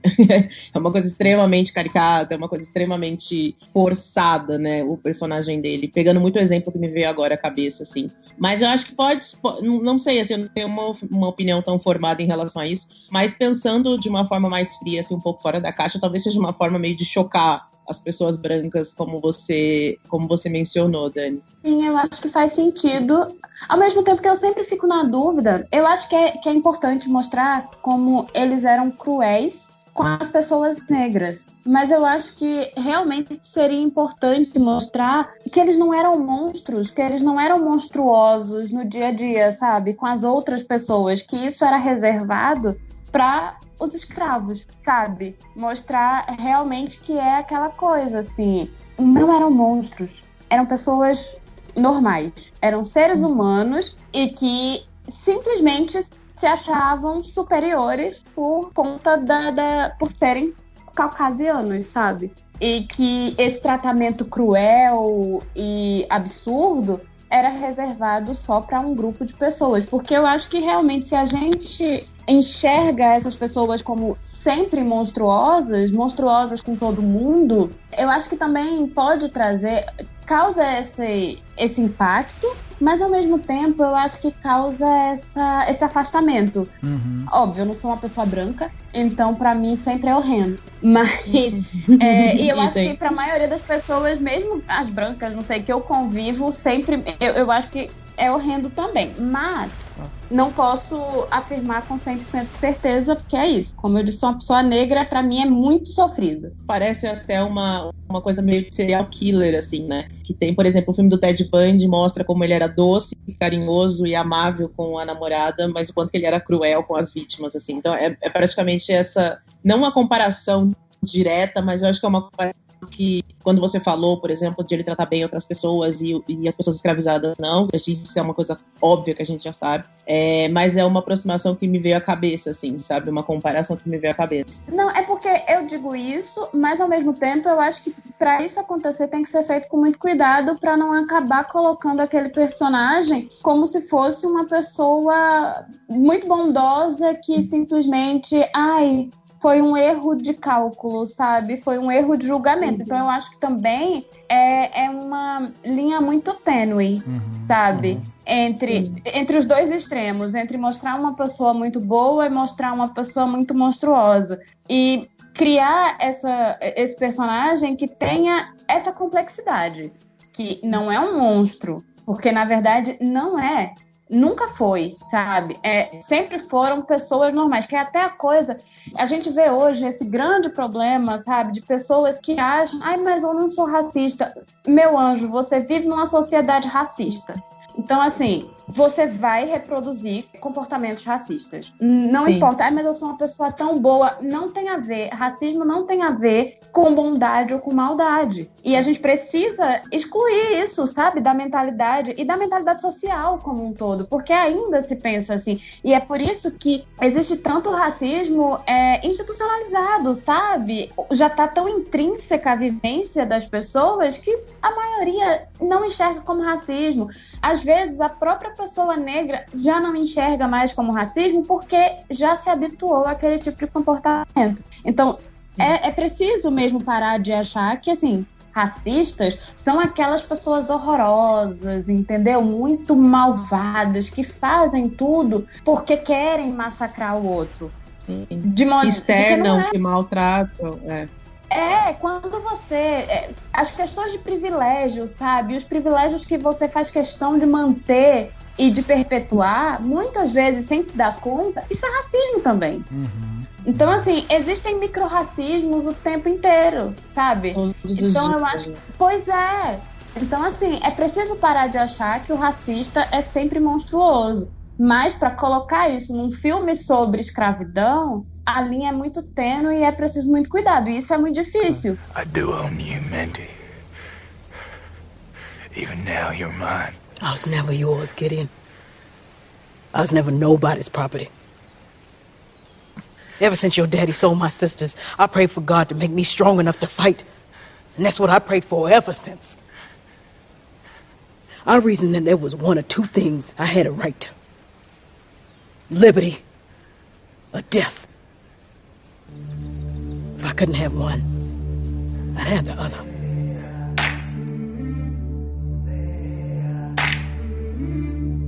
E vocês sabem que esse tema do racismo e da sua estrutura na sociedade e tal, ele me chama muito a atenção. Eu tenho cada vez mais lido sobre isso, tenho entendido um pouco mais sobre isso, estudado isso, aprendido a ouvir mais sobre isso também, né? E aí como que eu vejo, né? Assim, eu sou um homem branco, hétero, de classe média, e eu me vejo como um racista em desconstrução, entendeu? Porque é justamente isso que você falou. Eu acho que eu não tô imune a isso, e para mim o fato de eu assumir isso para mim mesmo é uma forma de, quando eu vejo um filme desse, e aí até por isso que eu falei pro Dani que essa questão desse vilão, a gente vê esse vilão até de uma forma meio que uma caricatura mesmo ali, ele fica até meio, sabe, até meio bobo assim, porque ele fica, sabe, muito vilanesco aquilo ali, enquanto o resto não é, né? Então, quando eu vejo isso, por exemplo, e eu vejo esse tipo de filme, eu olho para aquilo e falo assim, caraca, se eu tivesse lá hoje, eu seria essa pessoa, eu seria essa pessoa que tá ali na fazenda. Porque, assim, a gente não... era outra época, outra consciência e tudo mais, e o fato é, eu sou um homem branco, e é isso. Eu não ia ter noção do que é aquilo. Então, assim, quando eu vejo aquilo, e isso pra mim, isso que você falou pra mim, é perfeito, assim. A gente precisa deixar de olhar pra essas coisas e achar que o racista é só aquela pessoa que é monstruosa, que é a que maltrata, que é a que xinga, que é a que é não sei o que e tal. Não, a sociedade ela foi inteira construída em cima disso, e enquanto a gente consegue, né, conversar hoje sobre isso, consegue entender um pouco mais sobre isso, você homem branco, você mulher branca e tal, você precisa assumir o seu papel como uma pessoa, sim, eu sou uma pessoa racista, eu tenho isso, é nas menores coisas, é justamente nos privilégios e tal, então eu acho isso muito válido, por isso até que quando eu vejo um filme desse, eu vejo um vilão desse, eu chego a achar bobo, porque o cara, ele não precisa ter aquele peso vilanesco ali. E veja, quando eu falo de peso vilanesco, quando eu falo dessa vilania, eu tô me referindo justamente a essas caras e bocas que são feitas ali. Então, assim,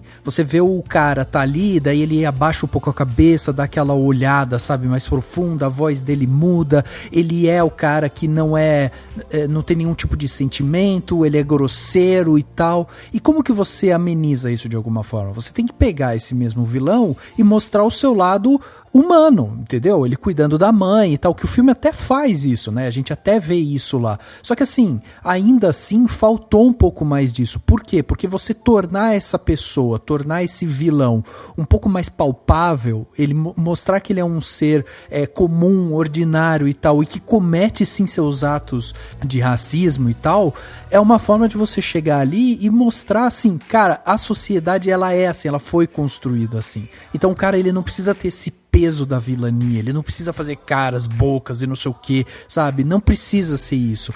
A gente pode justamente estruturar de uma forma para mostrar assim, o racismo sim está permeado em todas as camadas da sociedade. Porque é justamente isso, eram as pessoas continuavam ali e ainda são, né? As pessoas ainda atravessam a rua, as pessoas ainda olham com esse olhar, sabe, para diminuir o outro e tudo mais. Então, assim, eu, pelo menos hoje, eu me vejo dessa forma. Eu entendo que eu sou um racista em desconstrução e que eu preciso aprender a ouvir cada vez mais pessoas como vocês e outras pessoas, tantas que estão aí, e de repente conhecer histórias como essa da Harriet e tal, porque é isso que, cara, esfrega na nossa cara a realidade. A gente precisa colocar a mão, o pé no chão e ver a realidade como ela é, e não ficar nessa bolha eterna achando que, sabe, isso tudo é fantasia que atinge só um ao outro, e essas pessoas que lidem com isso. Não é isso, a gente vive em sociedade, entendeu? E eu acho que o seu pensamento é muito correto, porque é aquilo que a gente fala, que o racismo não é um problema só de pessoas pretas, né? Ele é um racismo ele é um problema de todo mundo, na verdade. Então, eu acho que é um pensamento pensamento muito poderoso esse seu, Rafa, porque a gente vê que hoje em dia a sociedade, muita gente nessa sociedade que a gente vive não pensa dessa forma. Então acho que se cada um pensasse um pouquinho nesse lance de pensar, cara, isso não é um problema só da população preta, isso é um problema de todo mundo, estaríamos hoje em dia talvez em um passo acima, sabe? Até eu fiz a pergunta, eu pensei na situação, por exemplo, no comecinho do filme, em que ela pede, né, pra ser liberta ou pra se casar e tudo mais, alguma coisa assim. E o cara meio que, né, ele é todo assim, você não vai, você é minha, né, e tal. E sendo que, assim, eu imagino que muitas situações ocorreriam de uma forma, ele estaria, tipo, de boa, ele falou assim, não, tipo, tchau, sabe, mas não, você não vai.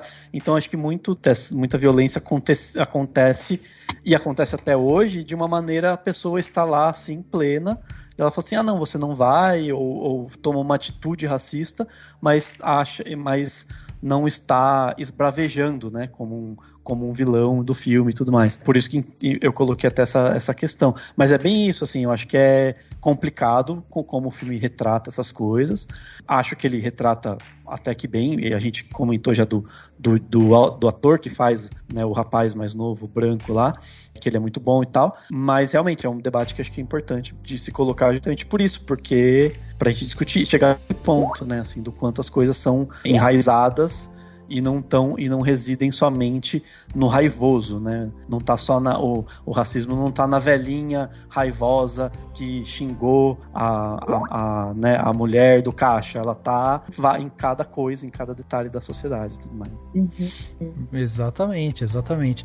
Eu queria saber de vocês também sobre a importância, né? Porque aqui a gente tem um filme, por mais que a gente olhe para esse filme e identifique, né, problemas com roteiro, problemas com, sei lá, com a construção da história e tudo mais, com a filmagem, alguma coisa de fotografia e tal. A gente vê ali, tipo, uma história de uma mulher preta que lutou contra a escravidão, que ajudou ali pessoas, né, se emanciparem e tudo mais, né, ficarem livres e tal, nesse momento tão conturbado. A gente vê esse filme sendo conduzido por uma diretora preta também, que estava ali fazendo, como até o Dani já falou, que tinha dificuldade com seus financiamentos de filme e tudo mais. Ela faz esse filme, o filme agora acolhido, né, tá dentro do Telecine, mas é um filme que já passou aí, né, pelo Oscar e tal. Então eu queria saber de vocês, a visão de vocês sobre a importância, o significado de você ter produções desse tipo, porque a gente tem duas coisas aqui que esse filme vai bater de frente, que é justamente a questão racial, e a gente pode também falar do patriarcado como um todo, né? Porque a gente tá falando aqui de uma história de uma mulher e tal, e a figura do homem ali, ela se resume basicamente a esse vilão e tal, mas assim, a história é centrada nessa mulher e tal, que é essa heroína que a gente vê ela sendo construída. Então eu queria saber de vocês isso, qual que é a visão que vocês têm para a importância desse filme, acima dessas questões técnicas, né, que a gente até já mencionou aqui, mas da sua questão mais conceitual, assim. Eu acho que, como você já tinha falado no começo, eu acho que a importância é trazer, não, como até a Ká tinha falado também, é a história da Harriet, é fazer as pessoas conhecerem cada vez mais a história dela, porque é uma história muito potente, uma história muito importante que as pessoas precisam conhecer, isso fora dos Estados Unidos, né? Uhum. E também meio que abrir portas para que outras mulheres, não só mulheres, mas que outras figuras pretas da história sejam trazidas para a atualidade, sejam conhecidas, sejam retratadas. Eu acho que isso é cada vez mais importante. A gente passou agora por um momento em 2020 em que toda essa questão do racismo e da brutalidade cresceu muito mais, né, devido a um assassinato terrível de George Floyd, mas eu acho que é cada vez mais potente que a gente traga essas histórias, né, que a gente retrate essas pessoas que foram tão importantes e que marcaram a história, não só dos Estados Unidos, mas eu acho que até aqui no Brasil também, se falar um pouco mais de personalidades pretas que a gente teve e que são fundamentais que foram fundamentais para construir a nossa história.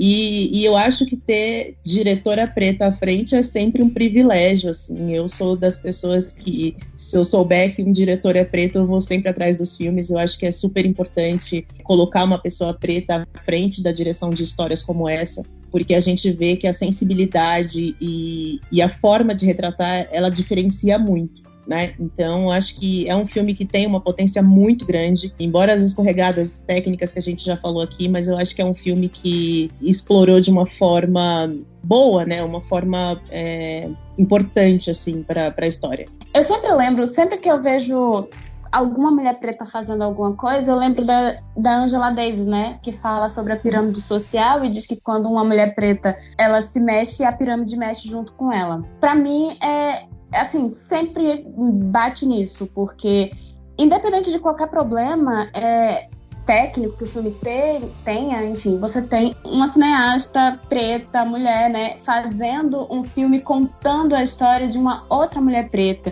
e levando isso para um número bem grande de espectadores e, independente de qualquer problema, esse filme teve um reconhecimento que, assim, não é todo dia que uma diretora preta tem esse tipo de oportunidade. Eu sei que ela não é a única, tem outras que estão aí chegando e conseguindo muita coisa, mas, assim, mulheres em si, dentro do audiovisual, dentro do cinema, elas já têm pouquíssimas chances de errar. Uma mulher preta tem menos ainda.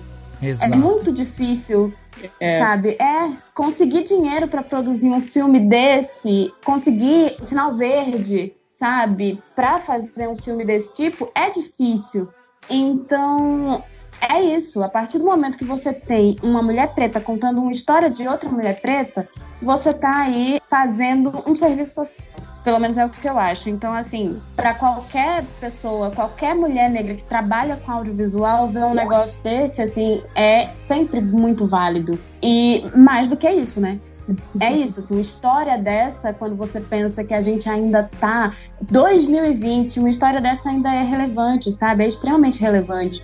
Então, é isso, assim, eu sempre vou ser uma grande entusiasta de trabalhos de mulheres negras, sabe? Não precisa nem ser só no cinema, mas assim, é o meu negócio, né? É o que eu gosto de falar, de ver, enfim, é sempre muito importante. E eu gostaria que tivesse mais. Dá um gás, assim, né, cara? Sim, lembra uma porque esperança. eu trabalho. Lembra porque eu tô aqui. E isso é verdade, dá um puta gás, assim.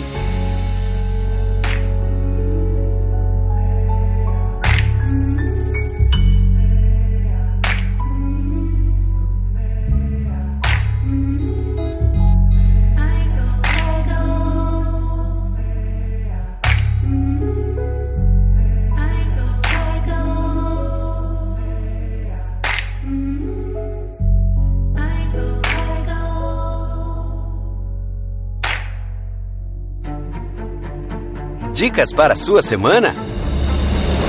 No Plano Detalhe.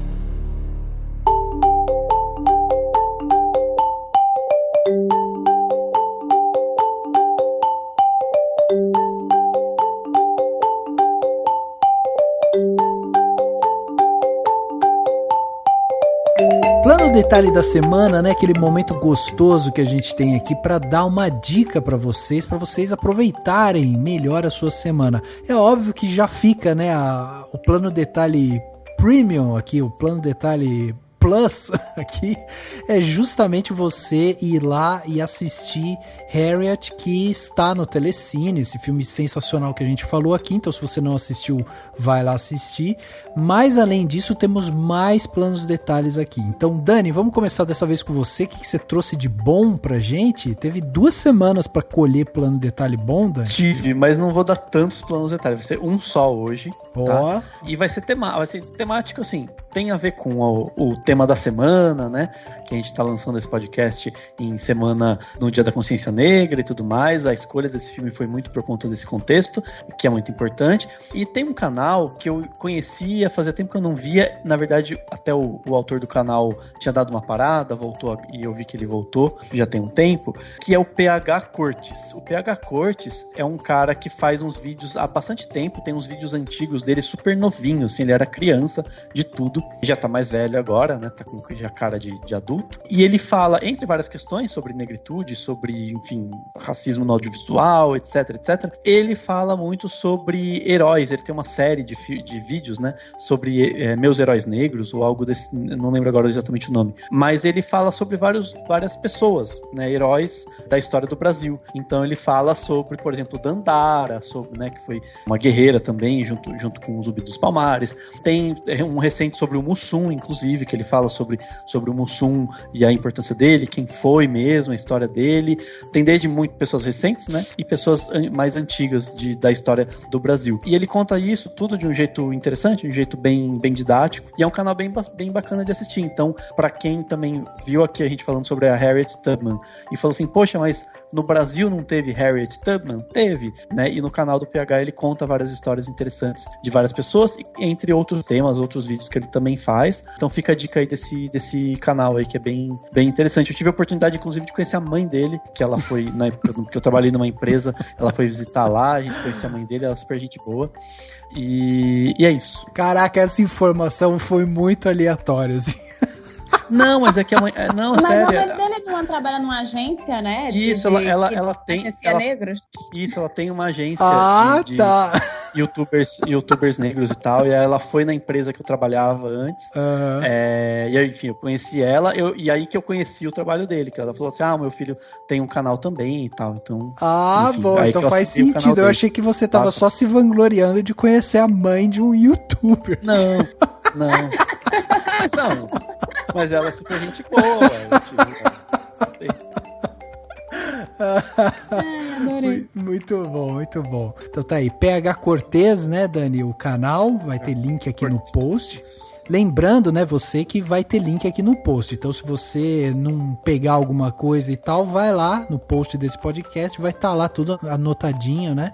O Dani indicou o canal no YouTube e tal. Tá lá o link, é só clicar, você vai ser direcionado para aquilo. Kai, e você? O que você trouxe de bom pra gente, Plano Detalhe? Seguindo essa linha, né, vamos falar sobre negritude, privilégio branco e, enfim, tem um filme que saiu recentemente no Telecine, inclusive, que fazia muito tempo que eu queria que saísse aqui no Brasil, que é o Desculpe Te Incomodar, o Sorry to Bother You, do Boots Riley, que é um filme louquíssimo, que vai ter o Lakeith Stanfield, que faz Atlanta, fez o Corra, enfim. Ele é um atendente de telemarketing, ele é negro, e um dia a vida dele meio que muda porque ele começa a seguir um conselho que dizem a ele para ele começar a usar a voz de branco dele. E nos Estados Unidos tem muito isso, né? Assim, existe até meio que um preconceitozinho, né? Que falam assim, de tipo, dá pra conhecer uma pessoa negra por causa do jeito que ela fala. E enfim, rola essas coisas, né? E aí ele começa a usar a voz de branco e ele começa a subir, ascender socialmente na empresa. E a partir disso, vira uma luta de classes e vira uma loucura, porque esse filme é uma das coisas mais loucas que eu já vi nos últimos tempos. E, enfim, eu não vou dar muito spoiler, mas tem algumas interpretações bem interessantes. Tem, além do Lakeith, tem o Danny Glover, tem a Tessa Thompson, o Terry Crews, o Armie Hammer, que tá, enfim, bizarríssimo. Enfim, esse filme é bem louco, ele é bem engraçado. É aquele filme que geralmente ou você ama ou você odeia. Mas, enfim, fica a dica, é um cineasta negro, bem diferentão, e é isso. Muito bem, demais. E aí, Tami, e você? O que você trouxe de bom pra gente dessa vez? Bom, eu também vou seguir nessa mesma linha aqui. A gente tá no Dia da Consciência Negra, né? E falando de mulheres pretas. Então, e eu tô numa fase, gente, de ver filme bobinho, leve, divertido, porque, né, a vida não tá fácil. E esses dias eu assisti A Chefinha, que também tá no catálogo do Telecine. É um filme divertidíssimo. Ele é dirigido pela Tina Gordon Kisme, ou Chisme, eu não sei exatamente como pronunciar o nome dela, mas conta a história de uma empresária que é bem sucedida e tal, e ela costuma ser um pouco chata, né, meio pegajosa com os funcionários, até que um dia ela é meio que enfeitiçada, assim, e ela volta a ter 13 anos. Então agora ela é só uma garotinha ali que precisa rever a postura dela. E é um filme, assim, pra morrer de rir, é super engraçado, tem a Regina Hall, a Issa Rae, enfim, tem gente muito legal no elenco. E é aquele filme mesmo pra você ver, assim, fim de noite e dar uma relaxada, sabe? Então, é a minha dica aí pro Plano de Detalhe. Muito bem, olha aí, cheio de dica bom. Olha, eu vou acabar fugindo um pouco, né, disso, porque eu não me preparei dessa forma, então sinto muito. Mas eu tenho 2 dicas legais aqui pra vocês. A primeira é a seguinte, eu descobri recentemente o canal do Kevin James no YouTube. O Kevin James, pra quem não sabe, é aquele ator que fez Hit, né, que ele é o cara que pede o conselho lá pro Will Smith e tal. Ele fez também, sei lá, Segurança de Shopping, fez Gente Grande, Zelador Animal, Professor Peso Pesado, não sei o que e tal. Enfim, é um comediante, né, e ele criou esse canal no YouTube dele, e ele tem um quadro no canal dele que eu tô achando tão genial, que se chama The Sound Guy. E basicamente ele faz o papel de um cara que é o técnico de som do filme, e ele tem que captar o som de filmes. E aí encaixam ele em cenas que já são de filmes antigos. Então, por exemplo, para vocês terem uma ideia, vou descrever aqui, mas vale a pena vocês irem lá ver. Por exemplo, o filme que tem a Lady Gaga, O Nasce Uma Estrela, ele tá ali, ele é o técnico de som. Então ele fica com os braços levantados, segurando o microfone. O Bradley Cooper tá lá cantando e tal, e o Kevin James tá lá segurando o som. Aí o Bradley Cooper faz aquela, sabe, dá aquela chamadinha na Lady Gaga pra ela ir pro palco, pra daí cantar a música Shallow Now e tal, né? E aí ele fica segurando assim, a Lady Gaga, tipo, fica assim, vai, não vai, vai, não vai. Aí o Kevin James resolve que ele vai no lugar dela. E ele vai, e aí eles fazem toda a montagem, ele no palco, junto com o Bradley Cooper, os dois cantando junto, ele canta mal pra caramba, a Lady Gaga fica do lado de fora só olhando. Cara, é muito bom, é muito bom. E pra mim, um dos mais geniais é o que ele faz a montagem com o Gênio Indomável, né? Que tem o Robin Williams e tal. Cara, ele abraça o Robin Williams. Ele abraça o Robin Williams na cena. Eu não vou nem falar nada, assistam, porque é incrível. Eu tô inscrito no canal dele, tô adorando as coisas que ele tá fazendo lá. Então esse é meu primeiro plano de detalhe. O segundo plano de detalhe é o Projeto Humanos, o Caso Evandro. Finalmente eu posso indicar isso aqui, porque acabou, né, Dani? Finalmente. Nossa, verdade. Gente, só não dei spoilers, porque eu ainda não ouvi o último, pelo amor de Deus. Eu tô super ansiosa, preciso parar um tempo da minha vida.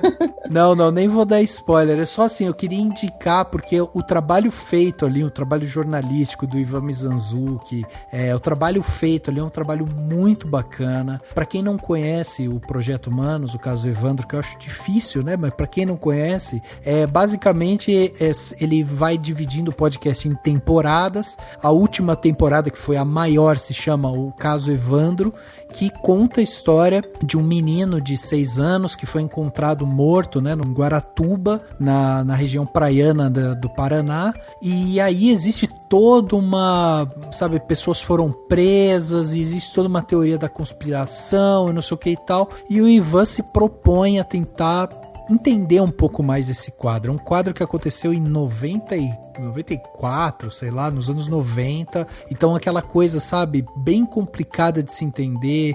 As coisas já passaram muito tempo, já tem gente que já morreu, já tem gente que, sei lá, não tem mais documento e tal. Então é um projeto muito bacana. O Ivan fez um trabalho sensacional, a quantidade de coisas que ele leu, né? Os autos que ele teve que analisar, bater uma coisa com a outra. É um trabalho jornalístico incrível dessa linha true crime, né, que a galera tem elogiado muito, né? E assim, é investigação mesmo, né? Então tem episódios que é tipo a audiência que foi gravada, auto de processo sendo lido, é investigação, assim, é um negócio...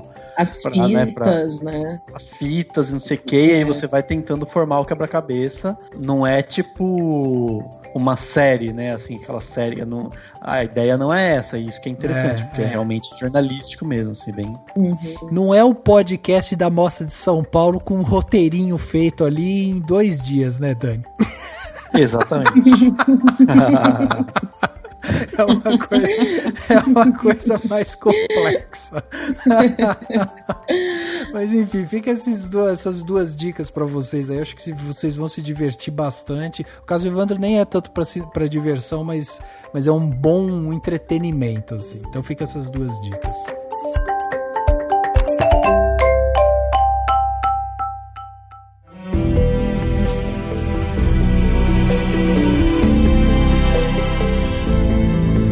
Chegando aqui no final desse podcast Cinemação 393, falamos aqui sobre esse filme Harriet, que realmente conquistou a gente, assim, pela história, né, por tudo que traz esse filme, e a gente teve aqui hoje a presença da Carissa, da Tami aqui, para ajudar a gente a entender um pouco mais o filme, a discutir o filme, e a gente não poderia ter feito isso sem essas duas mulheres sensacionais que estão aqui com a gente. Então, Ká, eu só tenho que agradecer mais uma vez sua presença aqui, e queria que você deixasse aí todas as suas redes sociais, canal e tal, onde que as pessoas te encontram, né? Aquelas pessoas que querem escrever para você, falar, Carissa, por favor, me dê mais a sua opinião. Eu que agradeço pela oportunidade, sempre enriquecedor, de verdade. Enfim, para quem quiser ver o que eu faço aí na internet, eu tô no YouTube, inclusive começando uma série nova de vídeos focadas em horror negro. Começa agora, nesse final do mês. Enfim, tô postando também bastante coisa no Instagram, fazendo uns videozinhos por lá, uns postzinhos indicando algumas coisas. Tô sempre reclamando no Twitter, porque Twitter é pra isso também. De vez em quando a gente faz umas threads sérias, entendeu? Fala umas coisas sérias, bota umas diquinhas de roteiro, mas assim, no dia a dia a gente tá reclamando do governo, pensando na eleição, entendeu? É por aí. Mas assim, gente, eu vivo no Brasil, não tem como não falar de política. Eu digo pra mim o tempo inteiro que eu não vou falar de política, eu não vou, enfim, reclamar. E aí, lá tô eu reclamando de novo, falando de política. Não tem vergonha na cara nenhum. Mas é só procurar Carissa Vieira, que eu tô lá, assim, sempre problematizando, chatíssima, entendeu? E é isso. Não, o nosso público vai amar você, porque eles já sabem que a gente aqui é assim também, né, Dani? Então... Nossa. Vai falar do tema, a gente já vai falar da Mostra de São Paulo. A pessoa só quer saber os filmes da Mostra. A gente tá falando da ditadura militar. Da ditadura é assim. Exatamente. Mas programa bom é assim, gente. Exatamente. É isso aí. Cá, obrigado novamente pela sua presença aqui. Foi demais mais uma vez. Eu que agradeço. Tami, obrigado também, você aqui com a gente mais uma vez. Depois a gente manda para você o contrato, né, das cotas que você vai ter direito aqui, o Cinemação. Sim. Pois é, já tô aqui como sócia, né? Pois Nem sei, já perdi as contas. Antes eu conseguia chegar aqui e falar, essa é, sei lá, minha terceira, quarta vez, já perdi as contas, enfim, já tô de casa. Já sento aqui, entendeu? Já tô confortável, já coloco o pé na mesa, então acho que é isso. Ah, que bom. Isso é bom, né? É bom. Eu que queria agradecer vocês mais uma vez pelo convite. Como eu sempre digo, isso aqui é papo de bar, a gente se diverte, a gente dá risada. E como a Ká falou, isso é muito enriquecedor. É muito legal estar aqui com vocês mais uma vez. E, bom, vocês podem me encontrar também reclamando no Twitter da vida, porque eu acho que, como a Ká falou, no Brasil a gente nunca tá feliz, a gente tá sempre reclamando. Então, o meu Twitter é TamisVL, Tamis com H. O meu Instagram é o Tamis com TH também, TamisV. E eu tô lá no Cineclick também, falando de cinema, de série, enfim, de tudo relacionado a esse universo, dando críticas, opiniões, notícias sobre o cinema. E o Instagram é Cineclick Oficial. E o site é cineclick.com.br. Muito bem, sensacional. Muito obrigado novamente. Dan, obrigado também pela sua presença aqui mais uma vez, Dan. Você já tem as cotas, hein? Não dá pra cobrar. Não, também tá tudo certo. Mas é isso, brigadão, gente. Valeu, Carissa, valeu, Tami, obrigado pela participação. E pra todo mundo que tá ouvindo, fiquem de olho, vai ter muito mais surpresas e muito mais podcasts pra vocês. Até semana que vem. Isso aí. O podcast Cinemação 393 fica por aqui e a gente se vê no próximo.